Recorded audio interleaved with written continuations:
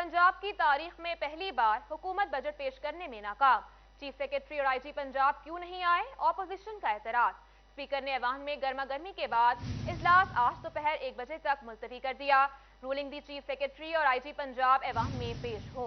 आपको अपडेट कर रहे हैं, पंजाब की तारीख में पहली बार हुकूमत बजट पेश करने में नाकाम। चीफ सेक्रेटरी और आईजी पंजाब क्यों नहीं आए, ऑपोजिशन का एतराज। स्पीकर ने ऐवान में गर्मा गर्मी के बाद इजलास आज दोपहर 1 बजे तक मुलतवी कर दिया। रूलिंग दी चीफ सेक्रेटरी और आईजी पंजाब ऐवान में पेश हों। आपको अपडेट कर रहे हैं, पंजाब की तारीख में पहली बार हुकूमत बजट पेश करने में नाकाम। चीफ सेक्रेटरी और आईजी पंजाब क्यों नहीं आए, ऑपोजिशन का एतराज। स्पीकर ने ऐवान में गर्मा गर्मी के बाद इजलास आज दोपहर 1 बजे तक मुलतवी कर दिया। रूलिंग दी चीफ सेक्रेटरी और आईजी पंजाब ऐवान में पेश हों।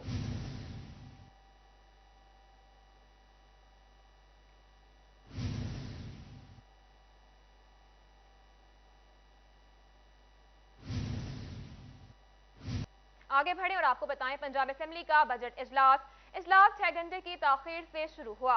ऑपोजिशन ने हुकूमत से ऑपोजिशन रहनुमाओं के खिलाफ दर्ज मुकदमात वापस लेने का मुतालबा किया। हुकूमत की जानिब से मुकदमात वापसी की यकीन दहानी कराई गई। बजट इजलास शुरू करवाने के लिए हुकूमत और ऑपोजिशन के दरमियान 6 घंटे तक डेडलॉक रहा।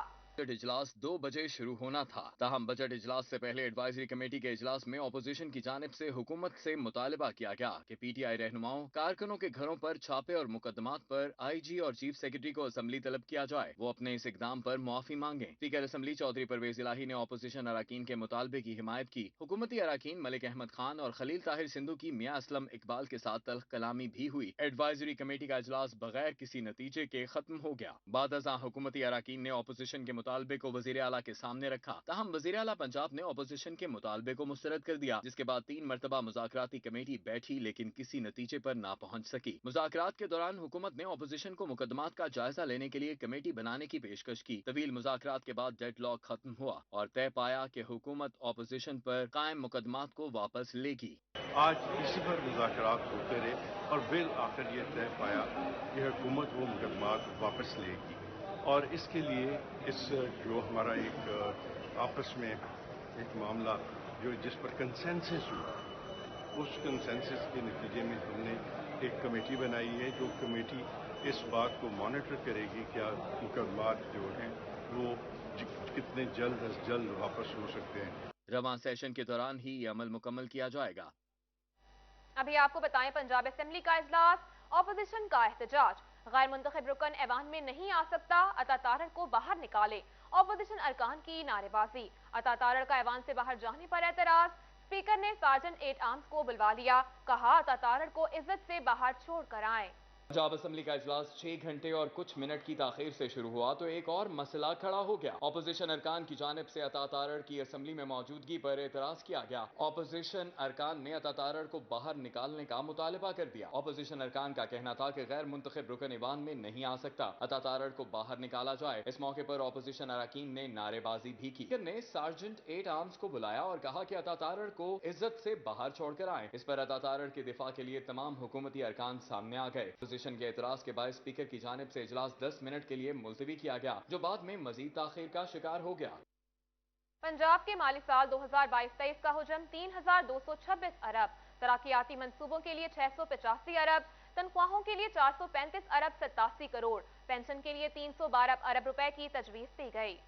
से शहर में तरक्याती काम होंगे, किस शोबे को ज्यादा फंड्स मिले हैं। सालाना तरक्याती प्रोग्राम 2022-23 के लिए पंजाब के कुल तरक्याती बजट का हजम 685 अरब रुपए रखा गया है। तरक्याती शोबाजात के लिहाज से सोशल सेक्टर के लिए सबसे ज्यादा 272.6 अरब के फंड्स रखे गए हैं। सेहत के शोबे के लिए 172.5 अरब और 56 अरब तालीम के लिए मुख्तस किए गए हैं। रोड सेक्टर के लिए 80.8 अरब रुपए समेत इंफ्रास्ट्रक्चर डेवलपमेंट के लिए 164 अरब के फंड्स मुख्तस किए गए। 4.8 अरब रुपए की लागत से आफ्टरनून स्कूल प्रोग्राम और 1.7 अरब की लागत से 5 बड़े शहरों में यूनिवर्सिटियां बनेंगी। 5.5 अरब रुपए की लागत से स्कूलों में इजाफी क्लासरूम्स की तामीर और सहूलियात की फराहमी मुमकिन हो सकेगी। 9 अरब रुपए की लागत से सड़कों की बहाली के प्रोग्राम शामिल है। दीगर इकदाम में 1.5 अरब रुपए की लागत से लैपटॉप की फराहमी, 3.1 अरब रुपए की लागत से DHQ और THQ PSQ अस्पतालों की इस्लाह और 4.2 अरब रुपए की लागत से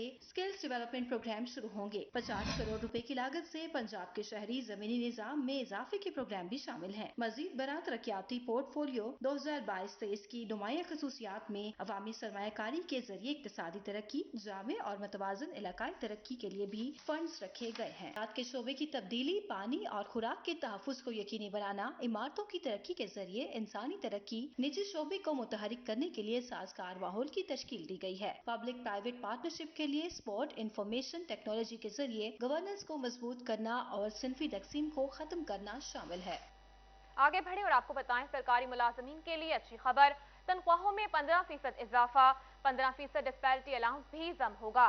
रिटायर्ड मुलाजमीन की पेंशन 15% बढ़ाने की तजवीज, कम अज कम उजरत 20,000 रुपए से बढ़ाकर 25,000 रुपए महाना मुकर्रर। हमजा शहबाज की जेर सदारत पंजाब काबीना ने ज़िमनी बजट की मंजूरी दी।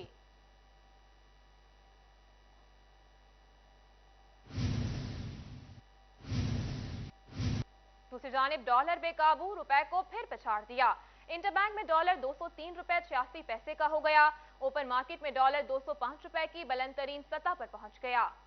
इंटरबैंक में डॉलर 1 रुपए 51 पैसे महंगा हो गया। इंटरबैंक में डॉलर 203 रुपए की सतह भी अबूर कर गया। स्टेट बैंक के मुताबिक मुल्क की तारीख में पहली बार इंटरबैंक में डॉलर 203 रुपए 86 पैसे पर बंद हुआ। एक दिन में रुपए की कदर में 0.74% कमी हो गई। माहिरीन मुईशत कहते हैं कि रवा माली साल 11 माह में तिजारती खसारा 45 अरब डॉलर पर पहुँचने पर रुपए पर दबाव है। बैरूनी कर्जों की अदायगी पर स्टेट बैंक के ज़खायर नवम्बर 2019 की कम सतह 9.22 अरब डॉलर रह गए हैं।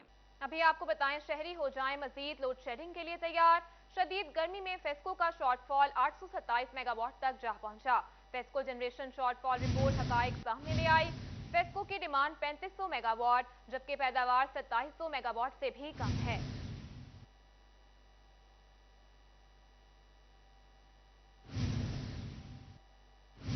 महंगी बिजली पर लोड शेडिंग का तड़का, फैसलाबाद के सनतकार परेशान।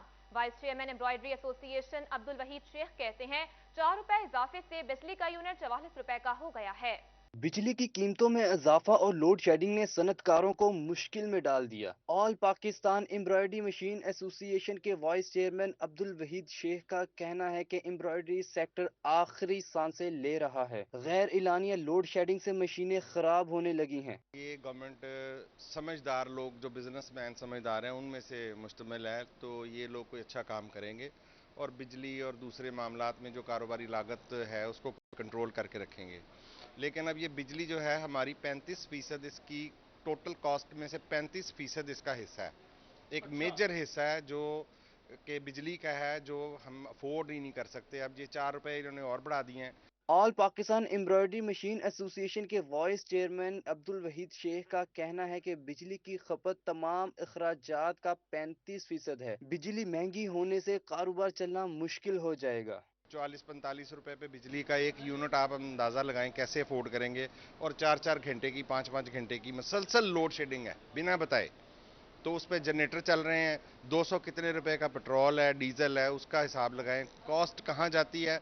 इस वक्त इतना वेरिएबल है ही नहीं इंडस्ट्री के उसको चलाया जा सके। अब्दुल वहीद शेख ने हुकूमत से बिजली की गैर एलानिया लोड शेडिंग खत्म करके बिजली के यूनिट पर सब्सिडी देने का मुतालबा किया। कैमरामैन उस्मान अली के साथ शिराज भट्ट, फैसलाबाद। अभी आपको बताएं तहरीक इंसाफ के मुनरिफ एमपीएस की खाली सीटों पर ज़िमनी इलेक्शन। पीटीआई ने फैसलाबाद डिवीजन की 3 नशिस्तों के लिए टिकट जारी कर दिए। हल्का पीपी 97 का टिकट चौधरी अली अफजल शाही को जारी। हल्का पीपी 125 से मियां मोहम्मद आजम पीटीआई के उम्मीदवार। पीपी 127 से मोहम्मद नवाज भरवाना बल्ले के निशान पर इलेक्शन लड़ेंगे। भी आपको बताएं फैसलाबादियों को पीने का पानी मिलेगा घर घर। पंप चलाने का झंझट होगा दूर, बिजली का भी होगा इंतजार खत्म। तफसीलात इस रिपोर्ट में। फैसलाबादियों को पानी के हसूल के लिए ना पंप चलाने की जरूरत होगी ना ही बिजली की जरूरत। शहर के 10 इलाकों में 24 घंटे पीने का साफ पानी मिलेगा। प्रेशर के साथ घर की टैंकियां भरी जा सकेंगी। Madina town, X block, Z block और Y block, Sarfaraz colony, 17 Sapna city, Nazimabad, people's colony number 2, C block और बटाला कॉलोनी समेत शहर के 10 पायलट इलाके होंगे। इन इलाकों में वायर मीटर लगाए जाएंगे। तमाम तरह अखराजात वासा बर्दाश्त करेगी। फेज 1 जो है वो 10 फरवरी 2022 से उसकी कमेंसमेंट हो गई है, जो कि अप्रैल 2023 तक जारी रहेगा। इसके अंदर तमाम फिजिबिलिटी स्टडीज़ की जाएंगी جس کی مدد سے ہم لوگ پرائورٹی ایریاز کو ڈیفائن کریں گے. پرائورٹی ایریاز کا مطلب یہ ہوگا کہ ایسے علاقے ہم کریں گے جس میں تقریباً 10,000 واٹر کنزیومرز یا واٹر کنیکشنز کو ہم 24/7 سپلائی دینے کی کوشش کریں گے. منصوبے کے تحت پانی کی فراہمی کی نئی لائنیں بھی لگائی جائیں گی. کیمرامین محمد عثمان کے ساتھ محمد رمضان مرزا، فیصل آباد.